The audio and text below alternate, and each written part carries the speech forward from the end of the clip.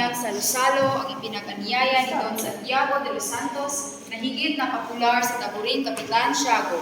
Kabilang sa mga bisita ang bagong dating sa Pilipinas sa si Padre Damaso na nailabas ang kanyang mapanlait na ugali. Alam mo ba na mayroong pagkikipin sa bahay ng Kapitan Tiago mamaya gabi? Oo. Sa pagkakaalam ko ay handog na ito para sa kanyang binatang anak na kakagaling lamang sa Europa. Napakalaki ng handa ito. Ano sa tingin niyo? Naturalmente, si Don Santiago ay napakiyaman. Hindi na niya aalahanin pa ang bumasa ng lapis. Nabalitaan ko ay malapit na taong magbabalik ni Ibarra. Kailan siya babalik? Sa pagkakaalam ko ay bukas. Mga inyo, nagsasaya na tayo ng oras sa pagsasalo sa mga tao wala namang pinag-aaralan. Oo nga, mga magbang. Hinay-hinay lang kayo sa pagsasalita. Tandaan niyo, nandito tayo sa lugar ng sa inyo. At wala kami pakialam.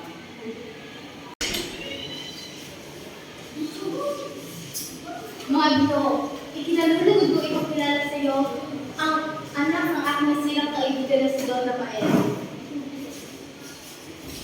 Sino ito sa mga bisita ni Don Santiago? Siya nga pala si Juan Crisostomo Ibarra. Galing siya sa Europa. Nalulugod ko kayo kung kilala. Aba, Padre Damaso, Corazon Santiago, kanalulugod ko magkita muli ang kaibigan ng aking ama.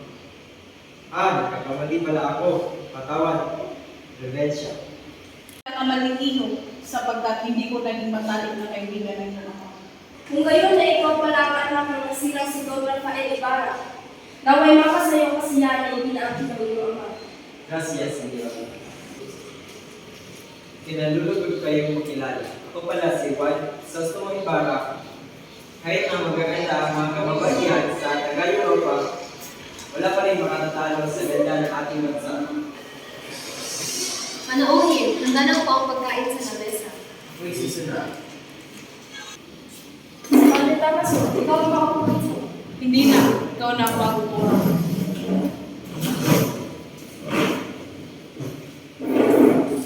Ilang taon kang mawala sa Ibarra? 7 taon.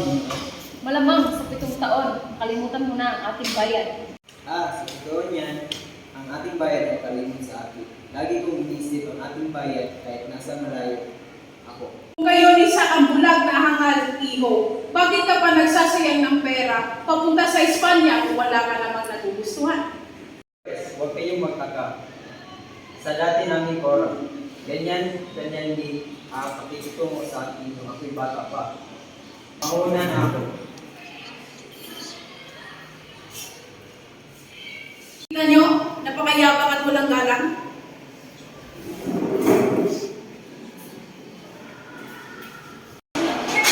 Yung problema, Balitaan ko na, may kinalaman ka sa kanilante. Naririnig ko ang aking pangalan. Pinagbibintangan niyo ba ako? Sige, masigigil kayo!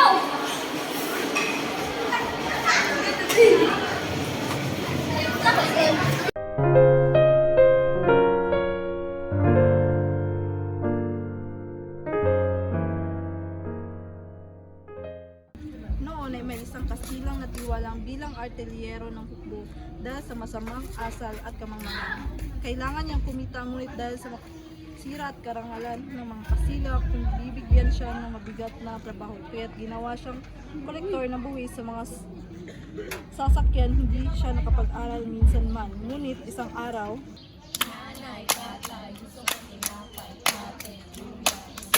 Ano ba naman kayo mga Indio? tigil mo yan! Wala kang karapatan! Salamat po. Don Crisostomo, nabalitaan mo bang nangyari sa iyong ama? Hindi pa nga eh. Hindi ko nga alam kung paano, bakit siya namatay. Ano? Hindi mo nabalitaan kung ano nangyari sa iyong ama sa bilangguan? Bilangguan? Nabilangguan ang aking ama? Sa Fondo de Lala, nakitang balisa si Crisostomo Ibarra dahil sa kanyang nalaman ukol sa kanyang ama. Nagmamasid si Ibarra sa bintana at may nakita siyang bahay at may magandang binibini na nababalot ng manipis na habi, may suot na diamante at ginto. Sa likuran naman, may anghel, pastol, at dalagang nag-aalay ng bulaklak, ngunit ang nakita ni Crisostomo Ibarra ang tatlong lalaking nag-iinuman at tila naghihirap sa kanilang buhay. Si Kapitan Tiago ay tanging isang kuripot na nangangalakal ng asukal sa Malabon. Dahil sa kapuriputan ng ama, siya ay hindi pinag-aral, naging katulong at tinuruan siya na isang paring Dominiko nang mamatay ang pari at ama nito. Siya ay nag-isang nangalakal at nakilala niya si Pia Alba na isang magandang dalagang taga Santa Cruz. Naging masakitin si Pia nang nagdadalang tao, pagkapanganak niya, siya ay namatay. Si Padre Damaso ay nanganak sa binyag at ang anak ni Pia ay pinangalanang Maria Clara. Karita, mainam ata na sa manunod ka ng una. Ang iyong ninong si Padre Damaso ay hindi nasa San Diego. Pinsan, ano ka ba? Masaya ang anak mo sa San Diego kasi naroon si Crisostomo Ibarra. Ano? Ah, tama. Pasya na pala si Crisostomo dito. Ano? Tika, mag-aalis na ako. Sige. Maria Clara, Crisostomo, nakalimutan mo na ata ako. Sigurado akong marami kang nakilala ng ibang babae sa bunsang pinuntahan mo. mahal ko bang makalimutan ang katangi-tangi kong mahal? Ikaw naman. Alis na nga pala ako. Ikaw, bulaklak. I-aral mo sa Fiesta ng Dr. Luis Santos. Paalam, Maria. Alam ni Bara, bumalik ka din. Oo, babalik ako. Binagtas ng karwahe ni Ibarra ang San Gabriel at ilang sandali pa ay tumatahak na sila sa isa sa magugulong distrito ng Maynila. Ang kalungkutan niya ay nang sinundang gabi ay pinawi ng sikat ng araw, kaya ngayon ay nakangiti na siya. Oh, Binata, bili ka muna nito ng saging. Kapitan Tiago, Ano ang rason na padalaw kayo dito? kailangan natin mag-usap, Kapitan Tiago. Sige, dito po tayo Padre Damaso.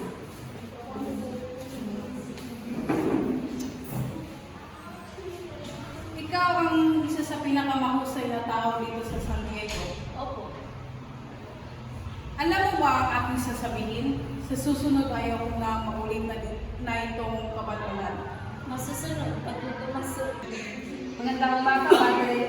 Magandang umaga sa inyo.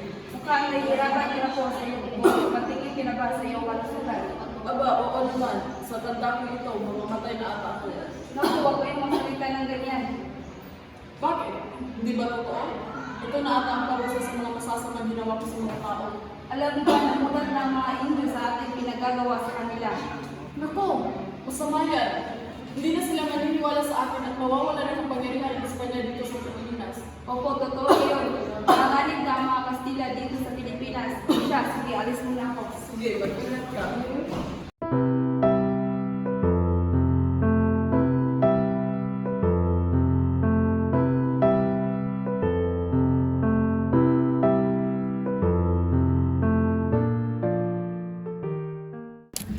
Ang San Diego ay isang karaniwang bayan sa Pilipinas na nasa isang baybayin ng isang lawa at may malapad na bakul at palayan.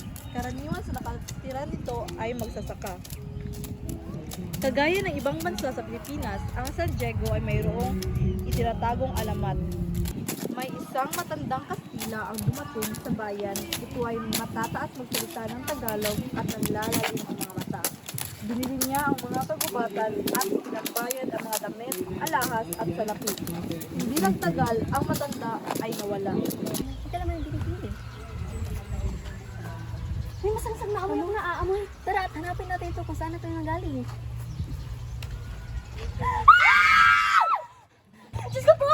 Ang matanda ay patay na! Kawawa naman siya at ganyan siya talaga yan. Binawi ng buhay! Isang mistisong binata ang bumili ng lupain, sinunok ang kagubatan at kalaunan, siya ay nakapag-asawa ng babaeng taga-Manila. Sila ay nag-anak ng isang lalaki at pinangalanang Don Rafael. Ama, ina, tingnan natin ang mga magsasaka. Tara, tara! Umaga, Don Rafael. Magandang umaga din sa inyo. Kumain na ba kayo? Dito pa. Sige, tapusin niyo yan. At tayo kakain. Karoon ito ng isang Indyong kura at sa pagkamatay nito, si Padre Damaso ang pumalit. Magandang umaga, Don Rafael. Magandang umaga rin. Si Si Don Rafael nga ang pinakamayaman. Ngunit, hindi naman siya ang pinakamakapangyarihan dito sa San Diego. Tama ka nga, kahit nga si Kapitan Tiago ay walang kapangyarihan sa bayan na ito. Tama.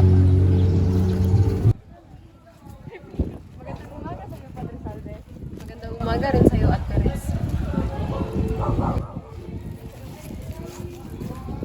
Kayo ay nararapat na sumunod ayon sa kautusan ng Diyos.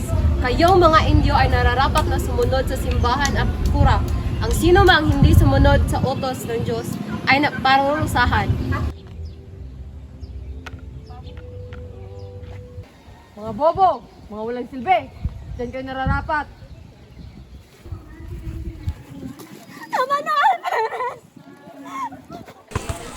Maaari niyo po ba akong samahan sa sementeryo upang lalawin ang puntod ng aking ama? Masusunod po, Ginoo.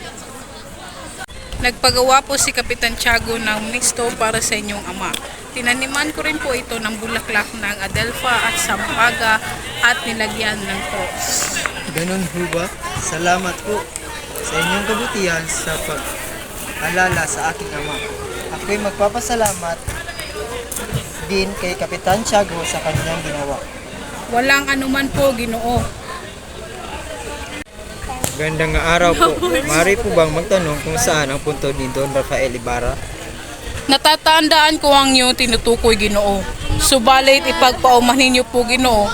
Ikakalungkot ko pong sabihin na wala na ang puntod ni Don Rafael dito. Matagal na po ayon na rin sa kagustuhan ni Padre Garrote. Padre, bakit niyo po ba nagawang pitapon ang labi ng aking ama? Hindi niyo man lang iginala ang kanyang dangal maging hanggang sa kanyang kamatayan. Tila nagkakamali ka, Ginoo. Hindi ako ang may utos na gawin yun sa iyong ama. Si Padre Damaso na dating kura ng simbahan ang may utos na tanggalin ang puntod ng iyong ama.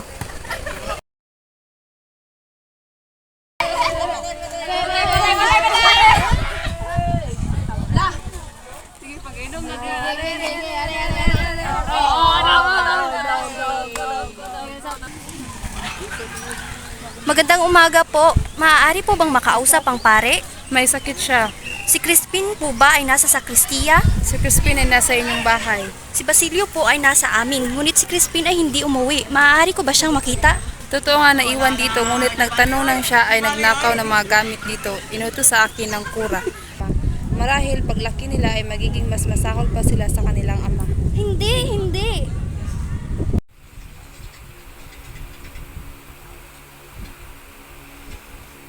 Sa lawa, may dalawang lalaking nag-uusap at ito ay si Ibarra at ang guro. Dito po itinapon ang bangkay ng iyong ama. Kasama ko noon si Teniente Guevara. Sa kalagayan po natin ngayon, kailangan magkaroon ng pagtutulungan. Una sa lahat, kailangan mabigyan ng pagganyak ang mga bata upang matuto. Pangalawa, kung ang pagganyak na iyay maibibigay. Hindi rin bibigyan ng halaga dahil sa kakulangan ng manggugol. Nakakabasa at nakakasulat ngunit walang maintindihan sapagkat namihasa na sa pagsasaulo. Sa ngayon ay walang mapala sa pag-aaral ang mga anak ng taga-bukid. Huwag tayong mawalan ng pag-asa. Hindi ko ibig mabusisa ngunit niisip kong ipagpatuloy ang balak ng aking ama kaysa sa paghihiganti. Nais ko ring malaman ang balakid ng pagtuturo. Nakaupo at nag-uusap sa tribunal ang mga nagpupulong na mga kasapi ng dalawang lapian ng bayan, ang konserbador, pangkat ng matatanda at ang liberal na binubuo ng kabataan. Si Don Filipo ang pinuno ng liberal. Hindi ko iniibig ang ugali ng kapitan, tila ng layuning gugulin ay ipagliliban. 11 araw na lang piyesta na ng San Diego. Ting si Ibarra at ang guro. Sumunod ang kapitan na mukhang mainit ang ulo at sila'y umupo sa silya. Mga Ginoo, ang layunin ng pagpupulong na ito ay upang pag-usapan ang mga bagay na makakasaya sa piyesta ng San Diego at kaukulang gugulin sa mga sasabing bagay. Mga Gwardiya Sibil! Magtapat ka nga sa amin, kung hindi ay igagapos at babarilin ka namin. Nakatakas ang panganay, ngunit saan mo dinala ang bunso? Mga Ginoo, si Crispin ay hindi ko pa nakikita. Ako'y galing sa kumbento, ngunit ang sabi nila sa aki. Kung gayon, ibalik mo ang salapi kung hindi huhulihin ka namin. Ang aking mga anak kahit naghihirap ay hindi nagnanakaw. Kung nais nyo ay haluguhin nyo ang aming bahay. At kung may nakita kayong kahit magkano ay gawin nyo ang inyong nais. Sumama ka sa amin sa kwarte.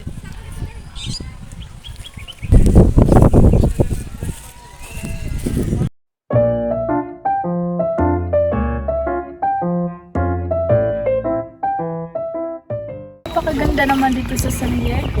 Napakadaming handa at daming tao, di ba Mayaka? Oo nga, Tia Isabel. Napakaganda at napakasaya dito. Totoo nga, napakaganda ni Maria Clara. Oo nga. Maliban sa maganda, mahimhim pa. Oo nga. Maligayang pagdating sa San Diego, Binibini at Tia Isabel. Magandang araw rin sa iyo, Ginoo. Ikinagagalak naming makapunta sa piyesta ng San Diego. Salamat sa iyong pag-imbita, Ginoo. Ayuhan ko muna kayong dalawa at ako'y magbibig-big pa. Sige po, Tia. Mag-ingat po kayo. Balitaan kong may magandang lawa dito sa San Diego. Nais mo bang mamasyal, Binibini? Maaari natin imbitahan at kaibigan. Walang problema, subalit huwag natin isama si Padre Salve. Lintik na Ibarra, panay ang dikit kay Maria Clara. Hindi na ako natutuwa sa kanyang ginagawa. Magandang hapon, Madisaldo. Magandang hapon din sa inyong dalawa. Oo, manhihindi ako. Kailangan ko na magpaalam sapagkat ako'y napagod sa ating paglalakbay. At ano naman ang pinag-uusapan ninyo ni Binibining Maria Clara? Pupunta kami sa lawa para mamasyal. Nais niyo po bang sumama? Kung ganyan ang inyong nais. Ginoo, maaari mo ba akong tulungan? Ano bang may tutulong ko sa iyo? Sa kabanatang ito, ang mga kababaihan at kabinataan ay masiglang gumayak para sa isang picnic. Sa simula, magkahiwalay ang grupo ng mga kababaihan at kalalakihan. Kasama sa mga kababaihan sina Maria Clara, Iday, Victorina, Neneng at Sinang na nagtungo sa isang bangka. Hindi mapigil ang kanilang tawanan at kwentuhan, kaya sinaway sila ni Tia Isabel. Dahil sa isang butas ng bangkang sinakyan ng mga kalalakihan, napilitan silang lumipat sa bangka ng mga dalaga. Nahiya ang mga dalaga at natahimik sila. Habang naglalayag, si Elias ay patuloy sa pagsagwan at si Maria Clara naman ay umawit ng kundiman. Sa Kabanata 24 ng Nolime Tangere, ipinakita ang pagpunta ni Padre Salve sa lugar ng picnic kung saan nagkakatuwaan ang mga dalaga. Makalipas ang pananghalian, nabanggit ang tungkol sa pagtampalasan kay Padre Damaso at pagkawala ng mga anak ni Sisa. Nagkaroon ng pagtatalo sina Don Filipo at Padre Salve at pumagitna si Ibarra. Samantala, sinabi ni Ibarra na mayroon siyang pahintulot para sa pagpapatayo ng bahay-paaralan.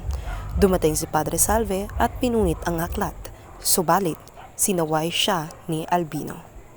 Sa Kabanata 25 sa tahanan ng Pilosopo, sinadya ni Ibarra si Pilosopo Tasio sa kanyang tahanan upang humingi ng payo tungkol sa paaralan na nais niyang ipasimulan.